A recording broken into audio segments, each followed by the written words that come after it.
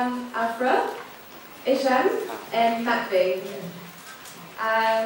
So I'll get us started with the first question. As Mr. Clark noted, the difference between refugees and migrants is important and misused in the current European crisis.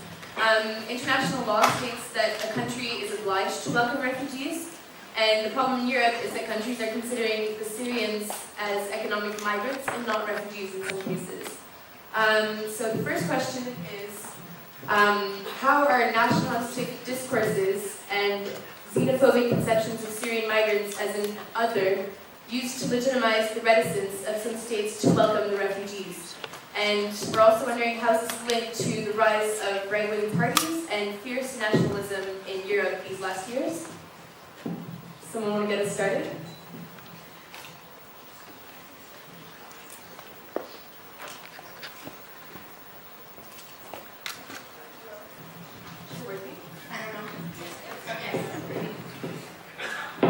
So thank you for having me tonight. Really. I've seen my prof struggle with these for years and now I understand why. Is this better? Okay. So thank you for having me tonight. It's really exciting to be on a panel. I just want to clarify quickly, I'm not a professor. I know I see some students among us. I'm a grad student here at McGill. But to refer to your question, I just wanted to clarify that under the international refugee regime, and more specifically the 1951 UN Convention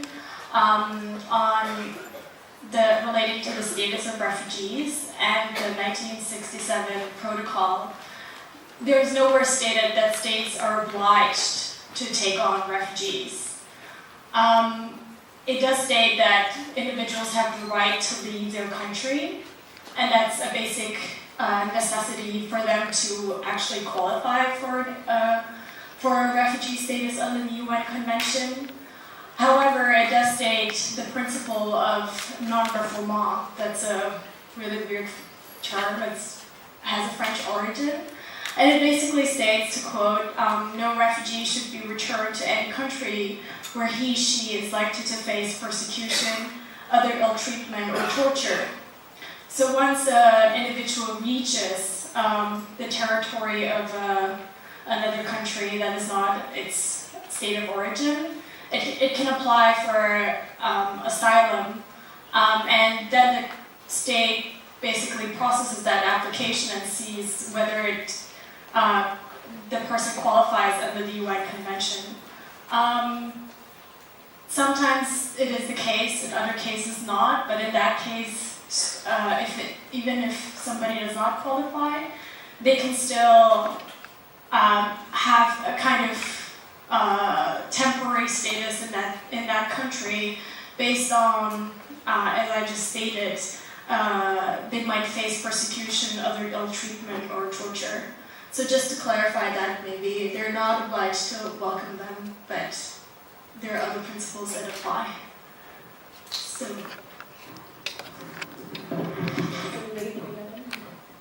Sure, I'll jump in. I am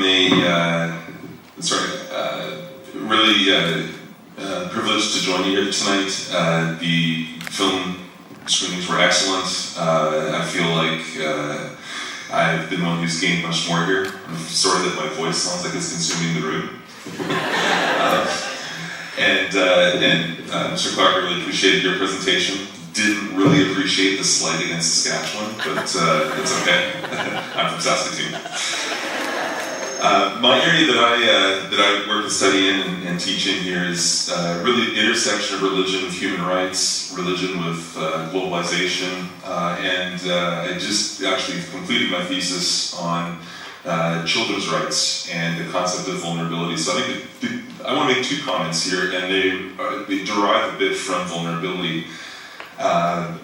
Maybe I'll start first by saying, the way the question's posed when you look at issues of nationalism or xenophobia, especially when you're looking at a migrant, refugee crisis, pardon my slip there.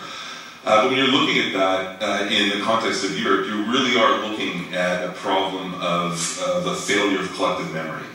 And Hannah Arendt, when she's writing, near the end of the Second World War, but she's making some reference to the First World War, and she's in a context where you've had a massive refugee crisis. You're also in a context where you've got world leaders, governments, you've got the UN emerging, trying to establish some this post-war reconstruction. You have this language of rights coming forward.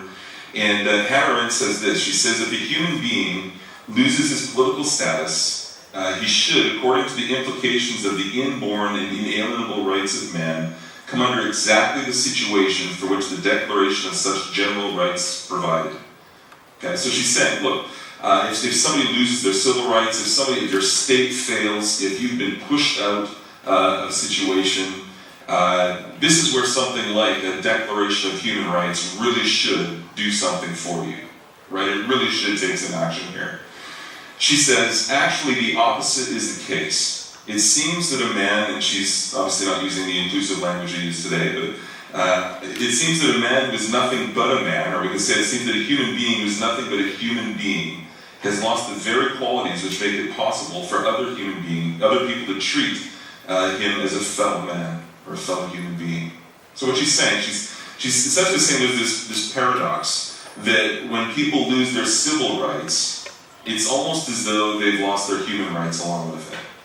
And this is a significant problem for the language of human rights, because one of the things that we want to say about human rights is it's nothing that I can confer to you. I don't grant you a human right. I don't bestow you with human dignity, but I can recognize it in you, right? And so she's saying, here's this problem. These people, and looking at especially the First World War, they've been moved out of their homes. They've lost everything. They have nothing but their bare, naked human life. And yet it's almost impossible for that to be recognized. So there's a failure, I think, of memory, of recognizing here's a refugee crisis, and when people are not, we're slow to help, or the actions we take can be labeled as just shameful because they're not enough. There's this failure of memory. There's also a failure of recognition, and that came out in the screenings as well.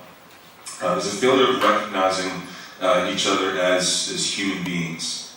Okay, I was reading in one of my classes, the students were writing blogs, and they wrote blog posts just recently on refugee crisis, and one student put a cartoon into their post, and in one boat it's somebody shouting out, "Where are you from?" And the response from the other boat is Earth. And I think it encapsulates that somewhat. But how do we recognize that humanity? And for me, one of the ways I think we recognize it is by recognizing our common human vulnerability. Okay? That there's this core feature that we have as human beings. And what do I mean by that? I don't mean only the susceptibility to being harmed. So when we look at the refugee crisis, we see people who their vulnerability is being exploited. Their susceptibility to harm is exploited. But being vulnerable also means a sense of helplessness, right? It means those two things, but it means something more, and this is what gets often gets lost in literature, is it also means this need to belong. And I think when you bring those three things together, this potential for harm, which we all carry, right? We're all marked by morbidity of, we could become sick. We all are marching through this life towards an end of death. Mortality marks us all. We have bodies that can be pierced, we bleed, right? So being, the potential to be harmed is something we recognize in each other. One of the reasons that we can relate to this picture of Alain Kurdi, one of the reasons it cuts to the heart of human beings is we recognize, your heart doesn't just go up to this boy and his family, but you can recognize him as every child and every family. So I think it's recognizing this common vulnerability, this common, that includes the susceptibility to harm, the potential for helplessness, but this need for belonging. And that really speaks to something that can be offered, a place, a locale to belong, something that people desperately need. Jean Vanier, the founder of L'Arche, talks about love being the ability to do ordinary things with tenderness. And I think maybe that's a part of what our politics, our governance needs to be infused with in a situation like this. Just the ability to do ordinary things. Hand out water, give a place to sleep, give some place for belonging. And I think a politics infused by that could have a significant difference. I've spoken too long, I'm sorry.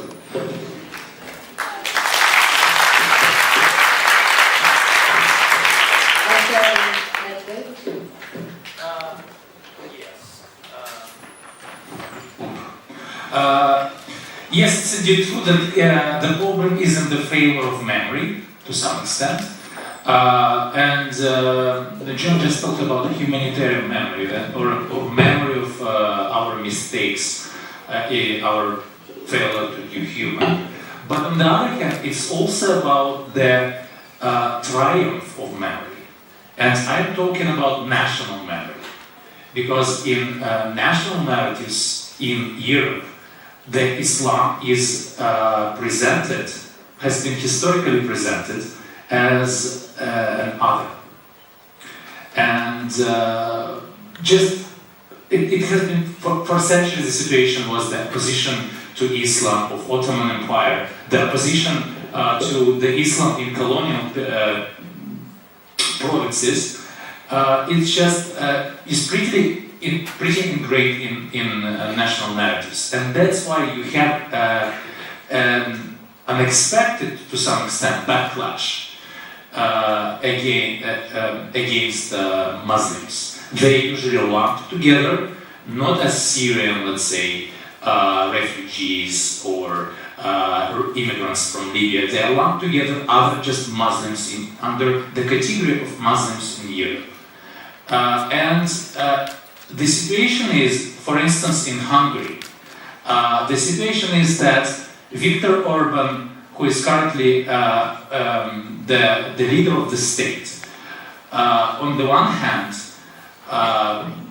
there are calls for moderation, of course, but there are also some dangers that if his party moderates, then you have an even more radical party, which is Jobbik, which can come to power. And this is an uneasy situation, linked to just historical traditions which Europe has. I would just make a very small comparison to Russia. Russia is partially a Muslim state. You have like 15 million Russians who are Muslims. Recently, the importance of Islam in Russia increased because the state began to finance Muslim organizations to cooperate with Muslims. National narrative. Russian Empire emerged after the conquest of Kazan, a Muslim region. And so it's a national tradition. Islam is also is a national tradition, but we still have a backlash among the population. There is still an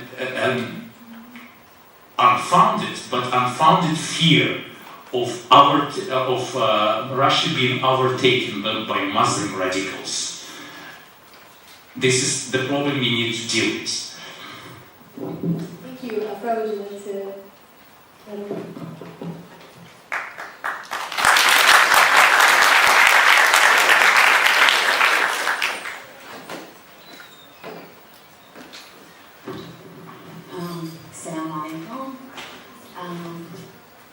It is wonderful to be here. Thank you for coming. I was an undergraduate at McGill. About 20 years ago, we held several events in this very room about Bosnia. There was ethnic cleansing going in Bosnia, and there wasn't much awareness. And for 4 years, a lot of us undergrads, we tried to put events like this together to create awareness about what was going on in the Balkans at the time. And after I graduated and after I just finished my master's, Rwanda happened. And I was raising my 2 young children at the time. It was very horrific, intense. It was short, about 6 weeks.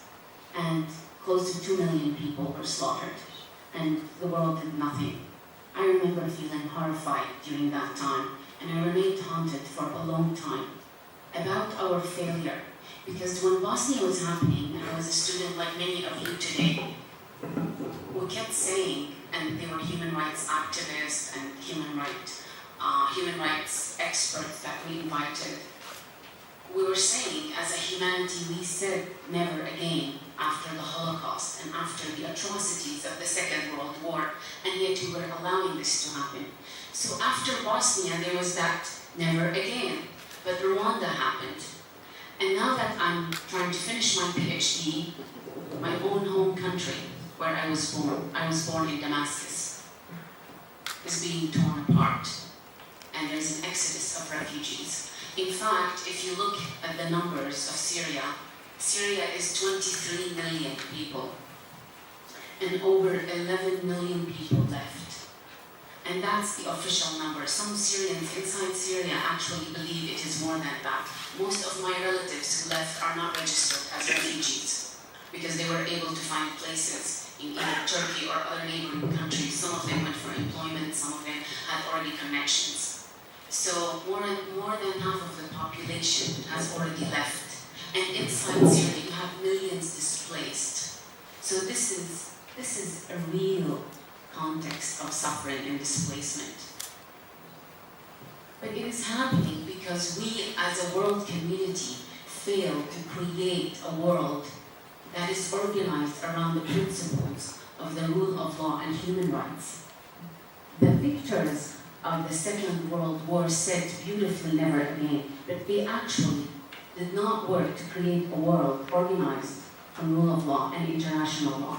Yes, we have something called international law, but it can only be law when you have the mechanism and the institutions to implement it. A dictatorship can now take over an entire nation, hijack not just this room or this city, but a whole country, and bombard it with bombs and missiles and aircraft. And the world will keep saying it's an internal matter. We can't afford to live in a world that's organized around strategic interests and domination. As nation states, we evolved to create rule of law, especially in the Western world, where we will not do that. But at the international level, it's just mere sloganeering. And you notice it in the very structure of the UN. The reason I'm saying this is that 4 vetoes, double vetoes each, which is really like 8 vetoes, were used against resolutions against the Assad regime in Syria in the UN at the Security Council. The entire world can vote in the UN in the General Assembly. Their decisions are not binding. Do you understand what that means? It means there is no law at the international level. In the Security Council, that is controlled by 5 permanent members, they can veto anything the world decides. This means we are, as an international community, we are still all hijacked. Some of us are lucky because we live within nation states that ensure rule of law, but we, as a world community, we have not achieved this very principle that talking we about aspire the to. failure of supranational institutions, I think that'll be a nice transition into the second question, which is what is the role of the European Union in this situation? Of coercive power does it manage to exercise?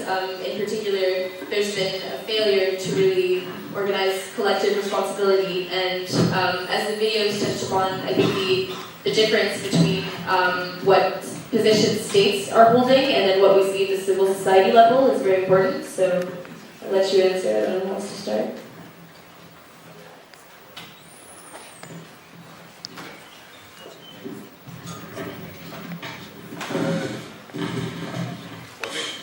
My contribution to this is probably fairly particular, and that is thinking in terms of the state's responsibility to children in some way. So I'll be maybe a little bit more particular there.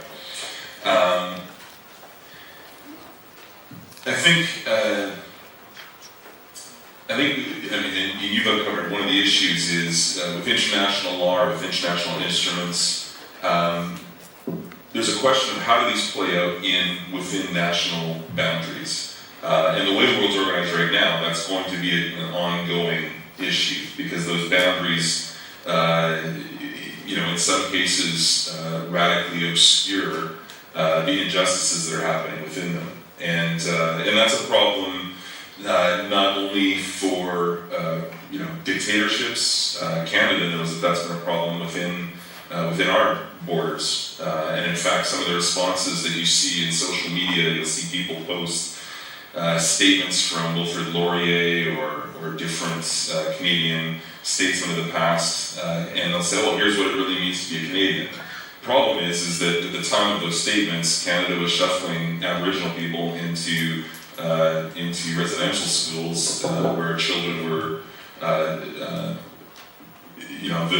either trying to be civilized into Canadian and Christianized into Canadian society. Many times sexually abused or physically abused. Children died running away. But it was in this mindset of the statesman saying, this is how we are going to bring Canada, together.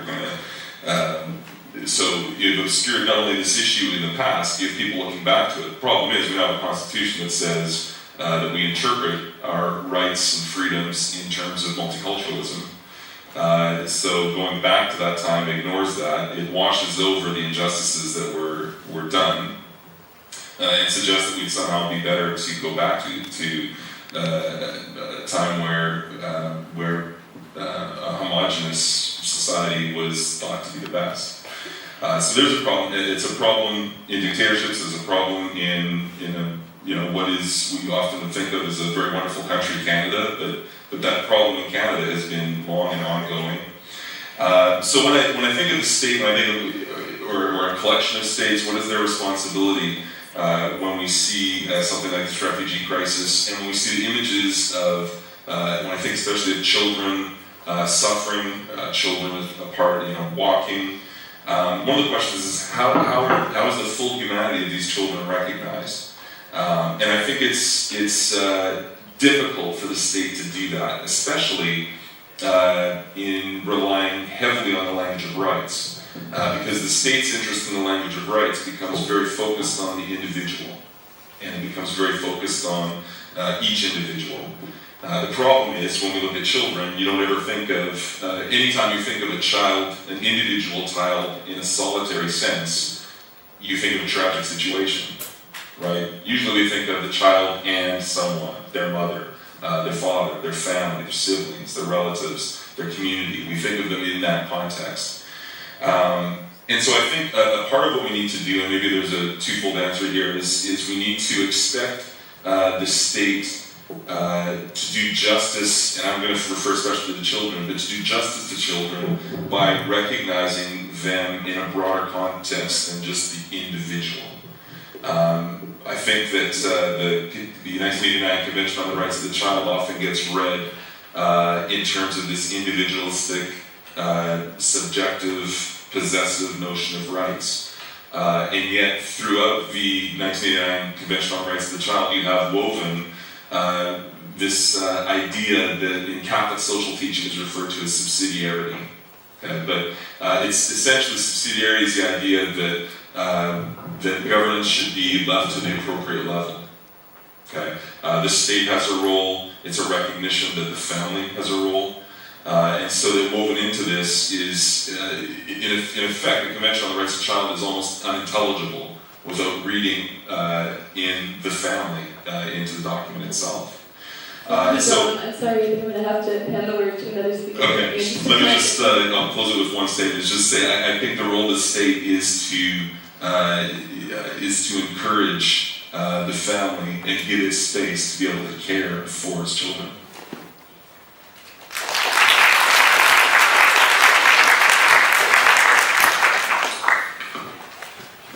Who wants to take the next speaker?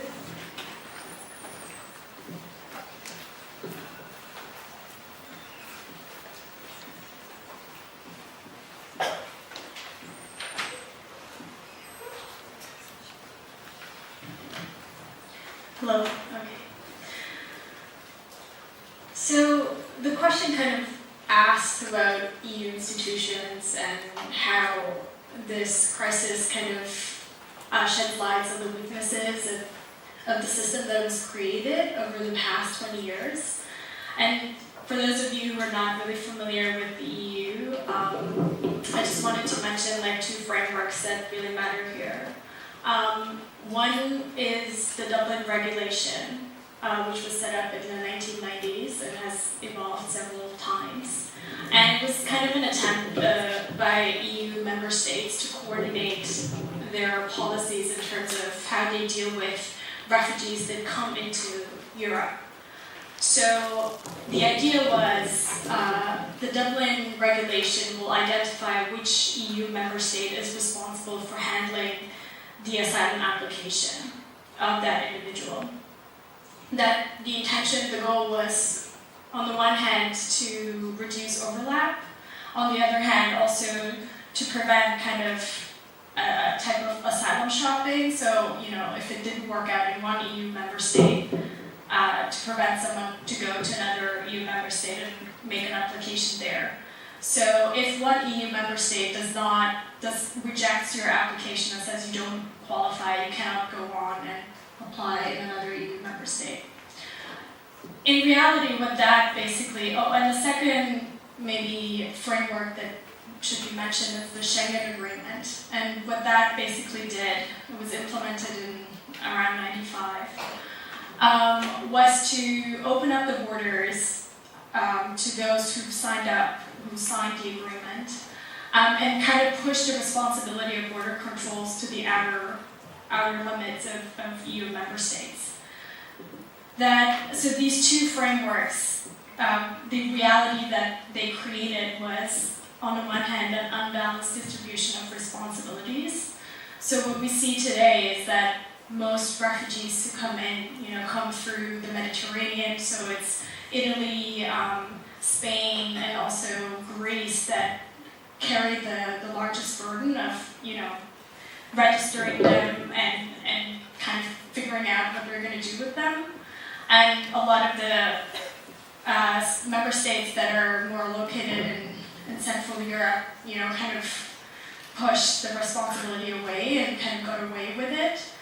The other thing is that the EU has been heavily pushing to outsource to third countries kind of the responsibility to deal with these migrants and figure out whether they qualify to come to Europe or not. Lastly, it was really detrimental for individuals themselves, for migrants and refugees who tried to come to Europe because they had basically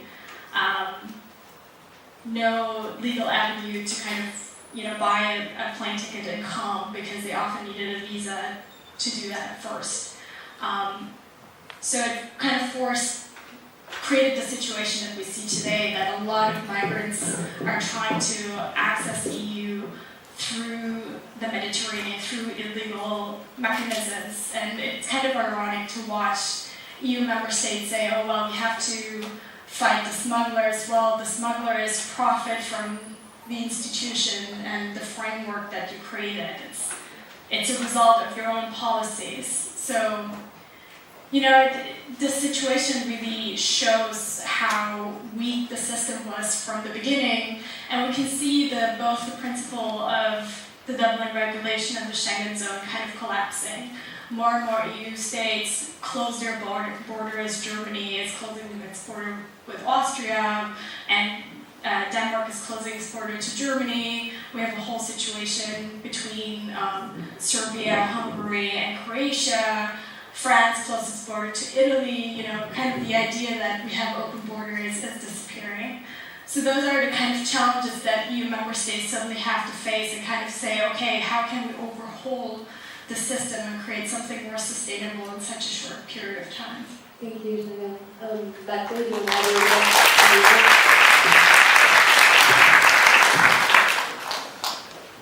Yeah, it's very good frameworks that you provided.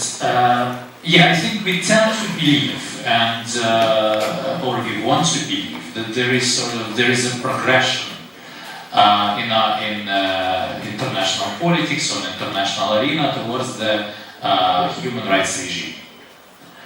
But it's simply, it seems not to be true. At least with the issues of refugees and with the issues of migrants. First of all, in Europe particularly, border controls were strengthened over last decades in the external borders of the EU. There is indeed a convention about the migrants, which was celebrated in the beginning of the 90s, but this convention was mainly joined by sending countries and not by receiving countries. And what also seems to be true, that there is a price, the price of rights. How it appears in academic literature, the price of rights, that the more rights that people who come receive, the less the tendency is the countries admit less people.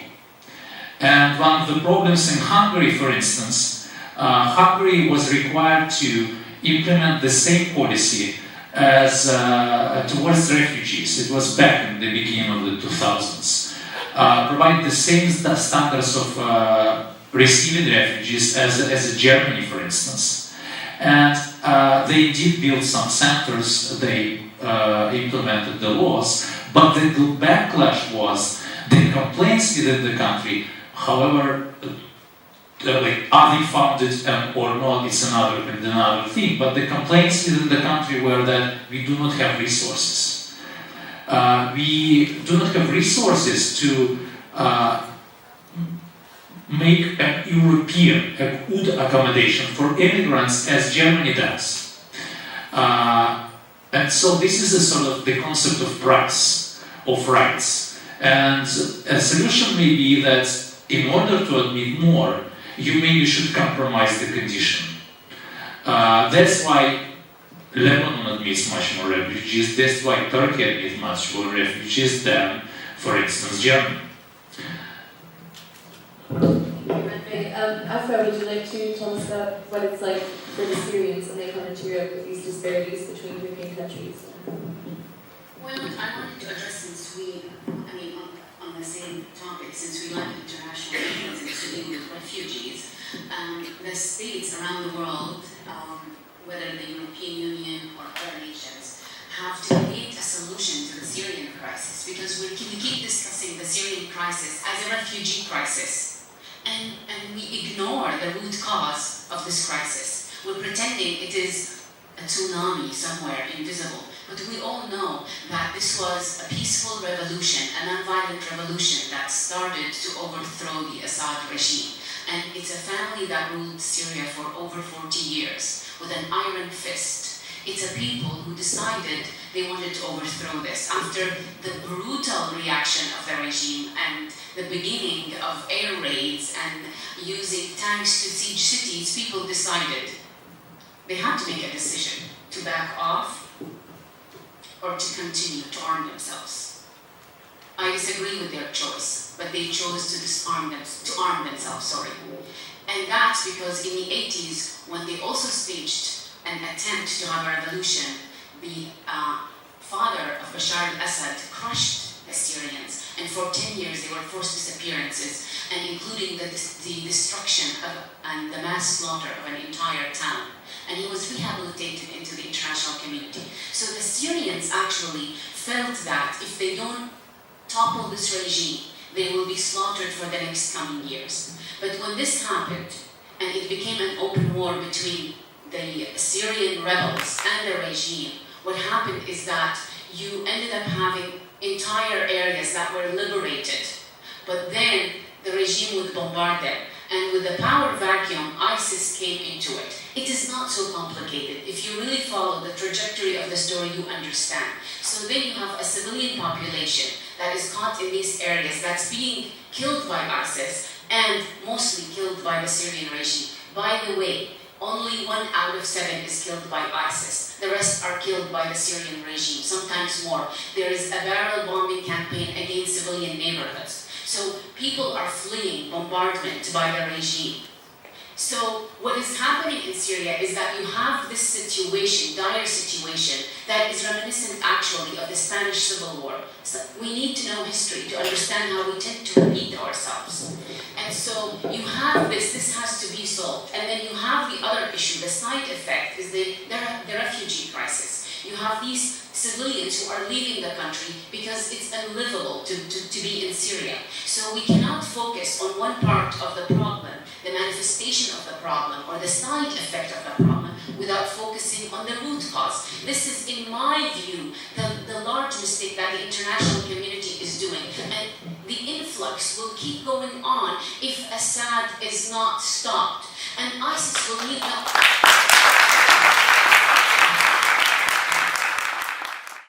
and was accepted, and he ruled Spain after there was a revolution for 30 years. I hope you read history to understand the disastrous things that humanity went through. But you know what happened? There was the Second World War. People thought they accepted Franco, but the historical directive, or the movement of history, created a larger disaster that Europe had to deal with. So in the Middle East, yes, we can pretend that, oh, that's a little country that's imploding, but there's so many other countries that are being affected. And not only that, the refugee crisis is affecting all of us. So this is, as a Syrian, this is very frustrating for me, is that we're not dealing with a fascist system that has been slaughtering and torturing and killing and exiling a whole population. I don't know how many of you saw the images of tortured people, the photos of 11,000 tortured people. And this is only the tip of the iceberg, because there are 200 prisoners in Syria, in addition to thousands of forced disappearances. And these are systematically tortured on an industrial scale. Do you know what I think about every night when I go to bed? I don't think about the people who are getting killed, because they go like this instantly. I think of a lot of my friends who are sitting in prisons. I don't know their conditions. They are being tortured, and we're sitting here comfortably. It's very difficult to really, come to grips with a world in which some of us can afford to live peacefully, while there are thousands of students, doctors, engineers, educated, middle-class people, like the rest of us, being tortured. Why? Because we don't have strategic interest in Syria. That's how I feel as a Syrian.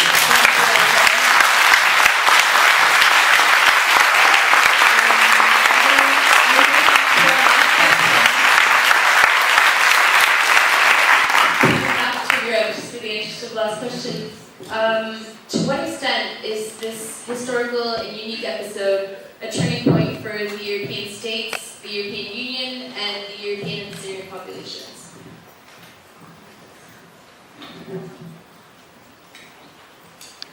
Anybody want to start off? Sure. I'll briefly say it's difficult to say. We've commented a few times that history seems to repeat itself. There was supposed to be a massive turning point 70 years ago, and we just keep revisiting. So that's maybe one comment. I guess the other thing I'd say, maybe related to the third question we looked at, it also has to do a little bit with how religious freedom is handled within Europe. And there are two metrics that are especially looked at. One is government restrictions that are placed on individuals and groups, and the other is social hostilities that they face. So I guess a part of the extent that this will be a turning point, and the part of the question of how successful Syrian refugees will integrate will have to do with how seriously religious freedom is promoted and protected in the places that they land. Sure.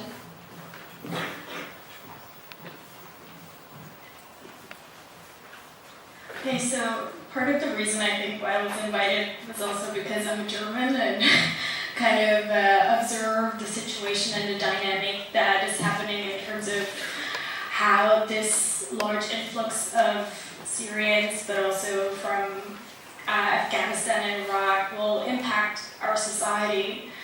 And it's quite fascinating. I mean, I can't look into the future and say, okay, this is what's going to happen. happen, but when I think about kind of the track record that Germany had with bringing in people that are, non-white and non-Christian and kind of considered framed as the other, it really doesn't have a great track record. This is changing. I mean, let's go back to the 1960s, 1970s.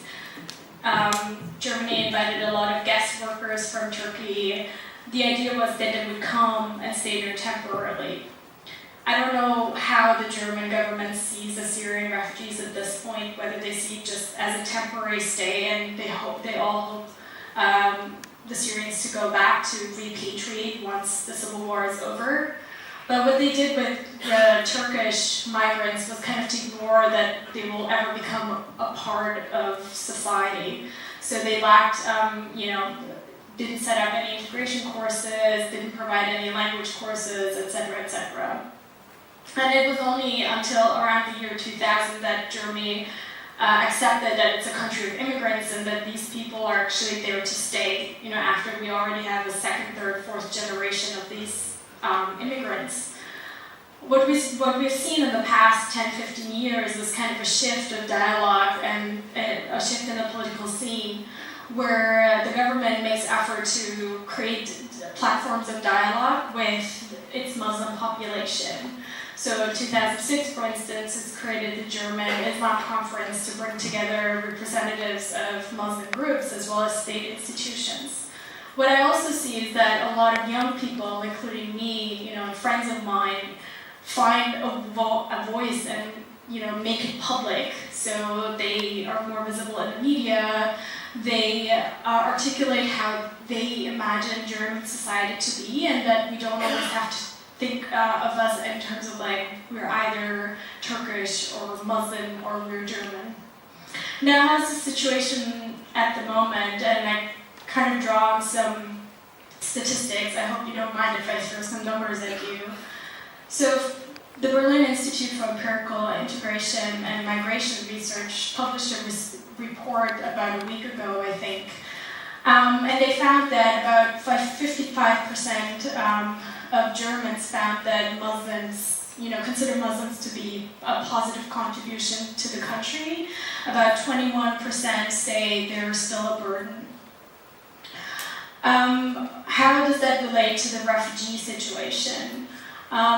Recently, the ARD Deutschland Trend, which is one of the main news organizations, did a poll and found that there's a 50-50 divide in terms of how what the stand is towards accepting more refugees or kind of closing the borders. So 50% were in favor, 50% were against. And this raises a bunch of questions about what is going to happen from now on. Is the goodwill of the society going to be strained, and are we going to see a shift towards a more negative attitude towards immigrants and refugees themselves? I don't really know, but I think there is a much more interesting debate happening right now at the civil society level in terms of what being German means and whether we can broaden our understanding and don't see, being Muslim and being non-white and being German as, in terms of dichotomies.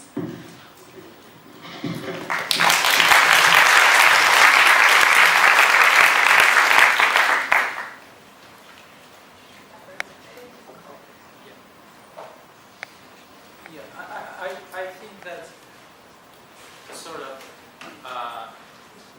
a question is wrong, maybe, or in a sense, because the idea is that, okay, we expect a change, and either everything goes very good and states become more liberal, or everything gets very bad and we have an upsurge of nationalism. But the thing is that inconsistencies exist now, and they will exist in the European Union. What's going to happen probably, and what seems to be happening, is that some refugees going to be admitted. Now the target for the European Union is about 200,000 a year, and other will be shipped back. And also some countries, maybe Syrians, now the political context is hot enough, they will be admitted, but Afghans or people from Albania and Kosovo, they will be not. Some borders will be reinforced, but some help will be also provided to the neighboring countries. I think this is the inconsistencies we're going to live with in the near future. This is how it functions. I don't expect any sort of massive tectonic change.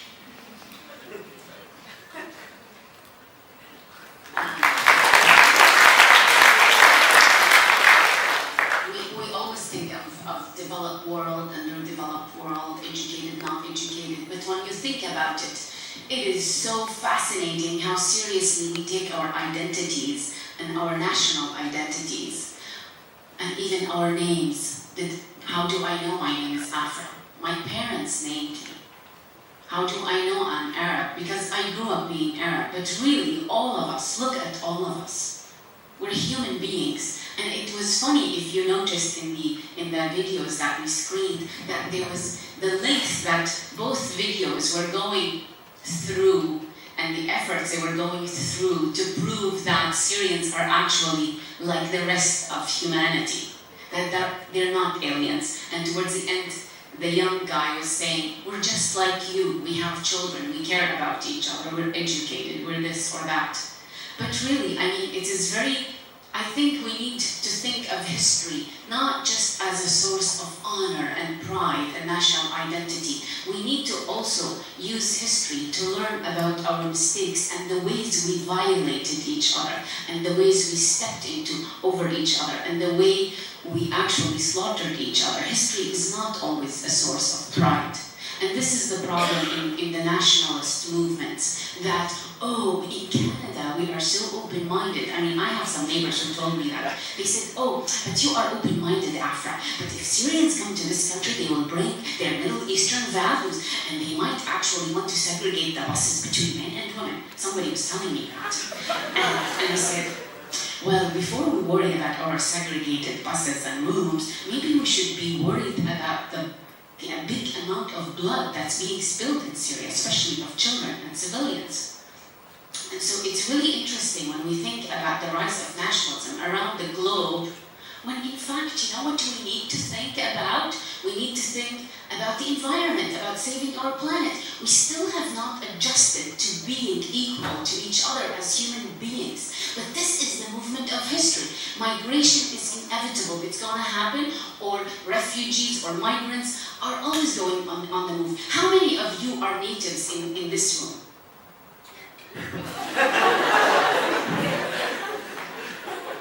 Welcome to Canada.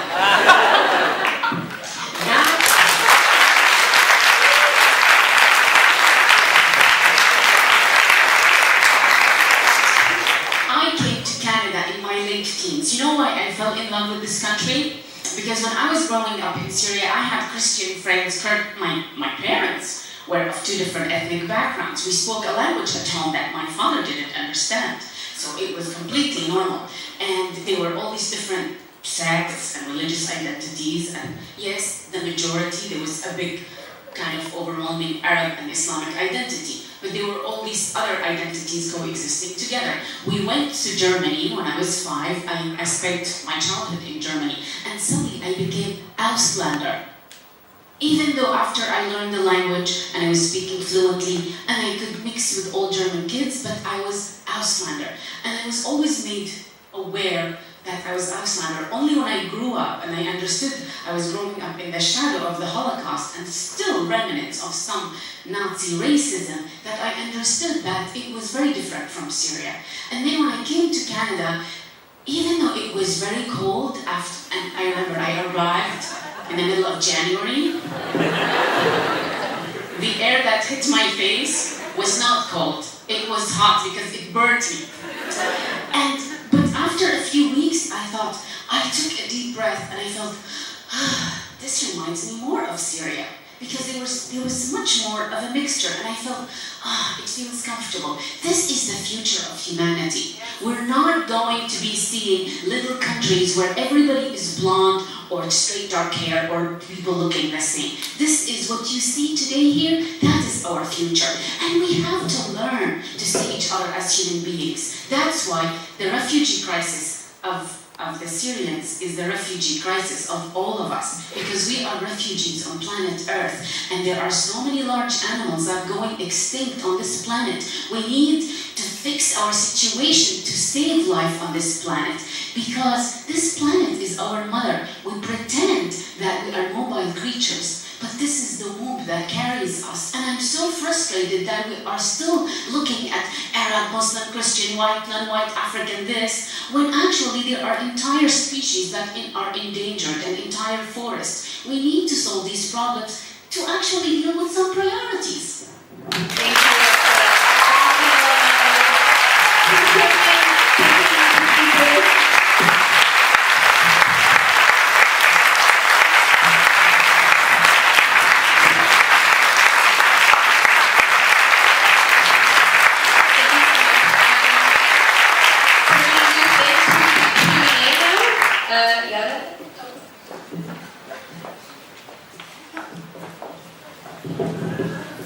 Can we have one more round of